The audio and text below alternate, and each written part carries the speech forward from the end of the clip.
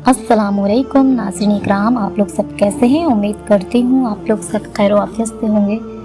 नाज़रीन इकराम, आज का जो मौजू हम लेके आए हैं वो ये है कि बहुत से लोगों के मुँह से सुना है कि हम बहुत दुआएं मांगते हैं, हमारी दुआएं कबूल नहीं होती हैं।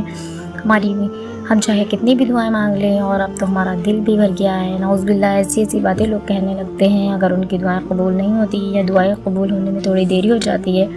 तो इसी मसले पर हम आज बात करेंगे। कुछ हदीस भी हम आप लोगों तक पहुंचाएंगे जिनसे आप लोगों को पता चलेगा कि दुआएं कबूल होती हैं या नहीं होती हैं, या क्यों नहीं होती हैं, ये कि हमको क्या करना चाहिए।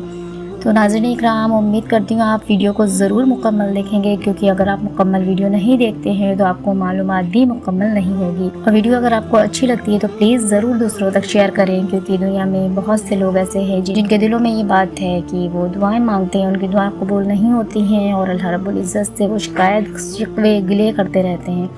दुनिया भर में ये गाते रहते हैं कि हमारी दुआएं कबूल नहीं करता अल्लाह रब्बुल इज़्ज़त, हालांकि ऐसा नहीं है। तो नाज़रीन इकराम, वीडियो को मुकम्मल ज़रूर देखें। नाज़रीन इकराम, हम सब अल्लाह के बंदे हैं और हम सबको अल्लाह ने ही बनाया है, और हम सब की कोई भी किसी भी तरह की कोई ख़ता होती है तो बेशक अल्लाह ही माफ़ करता है, क्योंकि अल्लाह जो है 70 माओं से ज़्यादा मोहब्बत करने वाला है। जब हमारी एक माँ अगर हमसे कोई गलती होती है तो वो हमसे ज़्यादा देर नाराज़ नहीं रह पाती है, और उसके बाद वो हमें माफ़ भी कर देती है और हमें दुआएं देती है और हमारे लिए भला ही सोचती है।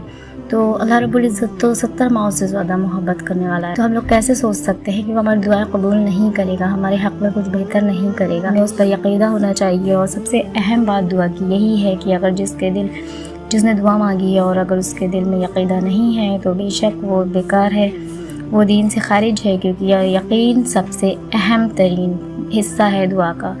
जिसके दिल में यकीन होगा, जिसके दिल में यकीदा होगा दुआ के लिए, अपने अल्लाह के लिए, तो उसकी दुआएं भी कबूल होंगी। अक्सर लोगों का ये रहता है कि हम तो बहुत दुआएं मांगते हैं, मांगते मांगते हम थक गए हैं और रब्बुल इज़्ज़त हमको अता नहीं कर रहा है। नाज़रीन इकराम, मैं बताना चाहूँगी कौन सी दुआएं कबूल नहीं होती हैं।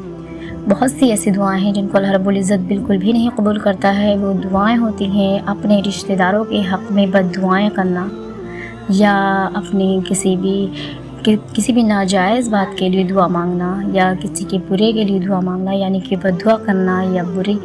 तो ऐसी दुआएं अल्लाह रब्बुल इज़्ज़त नहीं पूरी करता है। तो कोशिश यही करनी चाहिए, किसी के बुरे के लिए बद्दुआ करने से अच्छा है कि आप किसी के लिए दुआ करें और ख़ुद के लिए भी दुआ करेंगे तो इंशाअल्लाह दुआ ज़रूर कबूल होगी।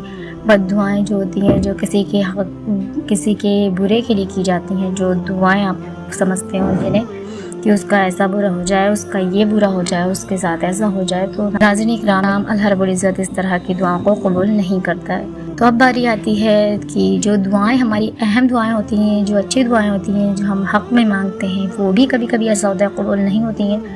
तो उसके लिए भी अल्लाह रब्बुल इज़्ज़त से कभी भी नाराज़ नहीं होना चाहिए, बल्कि यकीन रखना चाहिए कि बेशक अल्लाह के घर में देर है अंधेर नहीं है। और अगर आपकी दुआएं कबूल नहीं हो रही हैं तो उसके हदीस शरीफ में है, नबी करीम सल्लल्लाहु अलैहि वसल्लम इरशाद फरमाते हैं कि अल्लाह दुआओं के बदले में 3 चीज़ें अता करता है। 3 में से कोई एक चीज़ अता करता है, और एक ये चीज़ ये है कि या तो दुआ को वो कबूल कर लेता है, अगर आपने कोई दुआ मांगी है और वो डायरेक्ट उसे कबूल कर लेगा। ये भी कर सकता है आपके साथ। अगर दुआ नहीं कबूल कर रहा है तो ये कर सकता है कि आखिरत के लिए आपकी उस दुआ को काम में ला सकता है, कि आपकी आखिरत को हसीन बना सकता है दुआ के ज़रिए से।